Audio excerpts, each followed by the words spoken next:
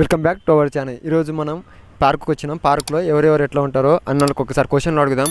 ఏం క్వశ్చన్ అంటే మన బాలీవుడ్ నుంచి పొలిటిక్స్ నుంచి దేని ఈ సంవత్సరం ఏం నడుస్తుంది ఏది అంటే అనేది మనం స్ట్రేంజర్ని అడుగుదాం ఏమంటారో దాని గురించి మనం బట్టి మాట్లాడదాం ఈరోజు. రండి, అక్కడ చూస్తే వాళ్ళు ఉన్నారు, వాళ్ళ దగ్గర కౌంటర్. ఇక్కడ అన్న దగ్గర పోదాం, అన్న దగ్గర పోయి అడుగుదాం ఒకసారి ఏమంటారో చూద్దాము. హాయ్ అన్న, నమస్తే అన్న. ఏమైనా ఫ్రీయా? ఏం లేదు, నేను ఒక టాపిక్ క్వశ్చన్ అడుగుతా, క్వశ్చన్ ఆన్సర్ చెప్పాను అన్న. ఏం లేదు, మాట్లాడండి.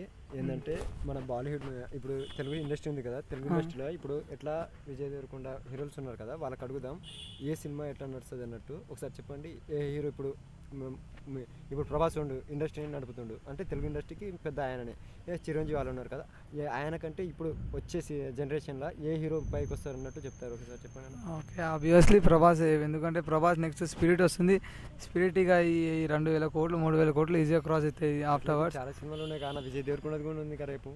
ఈ విజయ్ దేవరకొండ ఈ సినిమాలు వాడు ఈ ఇండియాలో తీసే విధంగా ఉంటాయి అవి. అదే ప్రభాస్ సినిమాలు ఇప్పుడు డాన్లీ వస్తున్నాడు, ఇప్పుడు కొరియా నుంచి డాన్లీ. ఇక మొత్తం గుద్ద ర్యాంపు ఆడు వచ్చిందనుకో, ఇక వాడిని విలన్గా పెట్టి చూపిస్తుండు వీడు. అంటే ఏ లీడ్ రోల్ అయినా వీడు పెట్టాల్సి ఉంటుంది కాబట్టి అక్కడ వీడు నార్త్ కొరియా వన్నే ఇక తీసుకొచ్చి డైరెక్ట్ వీడు విలన్గా పెడుతున్నా అంటే అర్థం చేసుకో అని రేంజ్ ఎంత అనేసి. రేంజ్ కాకుండా వేరే ఇప్పుడు విజయ్ దేవరకొండ ఆయన టాలెంటెడ్ కానీ, బట్ ఇక్కడ మనం చూసుకోవాల్సింది టాలెంట్ ఉందా లేదా అని కాదు. ఒక స్క్రిప్ట్ మంచిగా వస్తేనే ఇక మూవీ బాగా వస్తుంది మనం చెప్తాం. రామ్ చరణ్ కూడా ఉండు కానా. ఇప్పుడు రామ్ చరణ్ నేనేమంటున్నా, ఇప్పుడు ఒక స్క్రిప్ట్ మంచిగా రాకుంటే మనం ఆ సినిమా డిసైడ్ అయిపోతుంది. ఇప్పుడు కింగ్డమ్ కూడా రేపు చూసేంత వరకు నాకు తెలియదు ఎవరు డైరెక్టరో. ఇప్పుడు నేను గౌతమ్ని నమ్ముతాను, ఎందుకంటే గౌతమ్ జెర్సీ మూవీ తీసిండు. ఆయన ఎమోషన్స్ పెడతాడు, లోపల ఎఫర్ట్స్ పెడతాడు.